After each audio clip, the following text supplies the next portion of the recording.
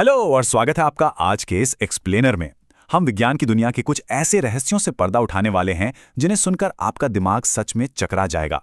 BBC science focus से लिए गए इन बेहद दिलचस्प तथ्यों के जरिए हम एक सफर पर निकलेंगे। एक ऐसा सफर जो ब्रह्मांड की अनंत गहराइयों से शुरू होकर हमारी त्वचा पर मौजूद उस अनदेखी माइक्रोस्कोपिक दुनिया तक जाएगा जिसका हमें अंदाजा भी नहीं है। तो चलिए बिना किसी देरी के शुरू करते हैं। अच्छा, अगर मैं आपसे पूछूं कि हमारा ब्रह्मांड यानी ये पूरा यूनिवर्स असल में कैसा दिखता होगा, तो आपके मन में क्या तस्वीर आती है? सोचिए, अगर हम ब्रह्मांड की हर एक आकाशगंगा, हर एक गैलेक्सी की सारी रोशनी को एक साथ मिला दें, उसे ब्लेंड कर दें, तो कौन सा रंग बनेगा? गहरा काला या शायद चमकता हुआ नीला? क्या लगता है आपको?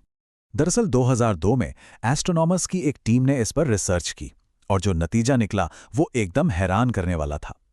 जब उन्होंने सारी आकाशगंगाओं की रोशनी को मिलाया तो उसका औसत रंग न तो काला था और ना ही नीला, बल्कि वो एक हल्का सा भूरा या कह लीजिए बेज रंग था। वैज्ञानिकों ने इस रंग को नाम दिया है कॉस्मिक लाटे। मतलब हमारा पूरा ब्रह्मांड उस रंग का है जैसा ब्लैक कॉफी में थोड़ा सा दूध मिलाने के बाद एक क्रीमी सा रंग बन जाता है ना कमाल की बात।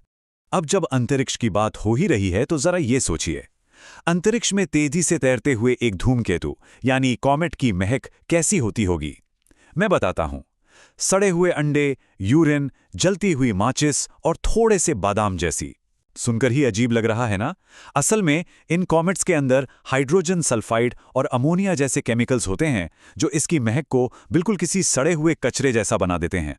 मतलब अगर अंतरिक्ष में आप इसे सूंघ पाते तो पक्का अपनी नाक बंद कर लेते। चलिए अब अंतरिक्ष से वापस अपनी धरती पर लौटते हैं। भूगोल का एक बहुत ही सिंपल सा सवाल जो शायद हम सबने बचपन में पढ़ा है कि हमारी पृथ्वी पर सबसे ऊंचा पहाड़ कौन सा है? आपका जवाब यकीनन माउंट एवरेस्ट होगा, राइट? लेकिन क्या ये पूरी सच्चाई है? यहां पर एक बहुत बड़ा ट्विस्ट है।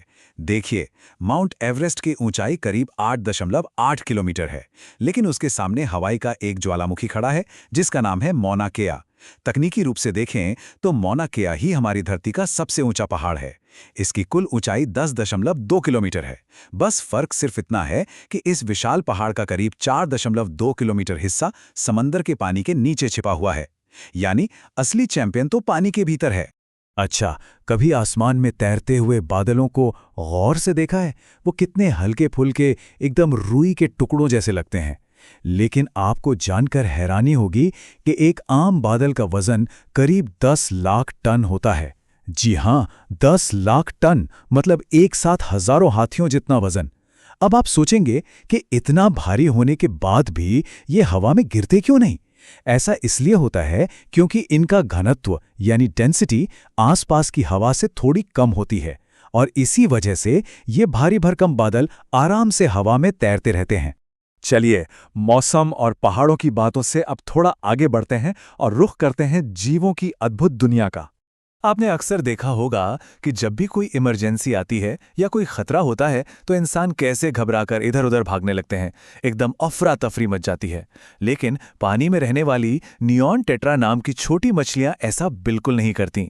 जब कोई खतरा होता है या उन्हें किसी बहुत संकरी जगह से निकलना होता है तो वो घबराने के बजाय बहुत ही शांति से एक परफेक्ट लाइन बनाती हैं ताकि कोई एक दूसरे से टकराए नहीं। ईमानदारी से कहें तो ये मछलियां ट्रैफिक और अनुशासन के मामले में इंसानों से कहीं ज्यादा समझदार हैं। प्रकृति की अजीबोगरीब बातें यहीं खत्म नहीं होती। गहरे समंदर के एकदम खूब अंधेरे में एंगलर फिश नाम की एक मछली पाई जाती है और इनका प्रजनन का तरीका सच में होश उड़ा देने वाला है।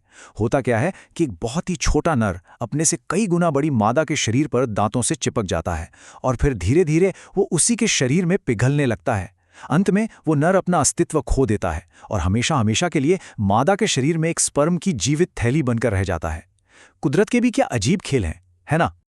और अब विशाल समुंदर की गहराइयों से सीधे चलते हैं माइक्रोस्कोपिक दुनिया में, जो हमारे चारों तरफ है पर हमें दिखाई नहीं देती।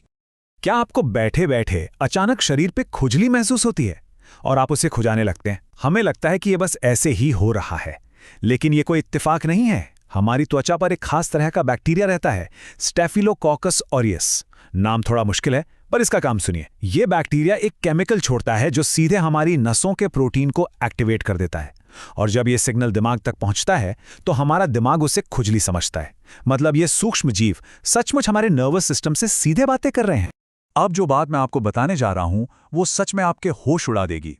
अगर आप शीशे में खुद को देखकर सोचते हैं कि आपका शरीर 100% इंसानी है, तो आप गलत हैं। 2016 की एक रिसर्च के मुताबिक हम इंसानों के शरीर में हमारी खुद की कोशिकाओं से कहीं ज्यादा बैक्टीरिया मौजूद हैं। असल में हमारा शरीर सिर्फ 44% ही इंसान का है। बाकी का जो 56% हिस्सा है, वो इन्हीं छोटे छोटे अदृश्य बैक्टीरिया का बना हुआ है। हम तो जैसे बैक्टीरिया के लिए एक चलता फिरता घर हैं।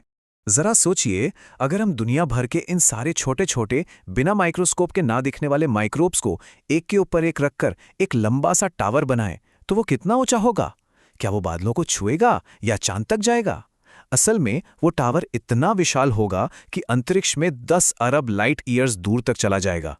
ये लंबाई इतनी ज्यादा है कि आप इससे हमारी पूरी आकाशगंगा यानी मिल्की वे के 20,000 चक्कर लगा सकते हैं। है ना दिमाग को सुनने कर देने वाला फैक्ट? तो अब इस पूरी चर्चा के बाद एक बहुत ही गहरा सवाल उठता है। अगर ये माइक्रोस्कोपिक दुनिया, जिसे हम अपनी आंखों से देख तक नहीं सकते, इतनी विशाल, इतनी शक्तिशाली और रहस्यमयी हो सकती है, तो सोचिए इस ब्रह्मांड में और ऐसी कितनी अनगिनत चीजें हैं जो बिल्कुल हमारी आंखों के सामने हैं, लेकिन हम उन्हें देख नहीं पा रहे। विज्ञान के ये चमत्कार हमें हमेशा याद दिलाते हैं कि हम इस दुनिया के बारे में कितना कम जानते हैं और अभी कितना कुछ जानना बाकी है। आज के इस एक्सप्लेनर में बस इतना ही। फिर मिलेंगे कुछ ऐसे ही अमेजिंग फैक्ट्स के साथ।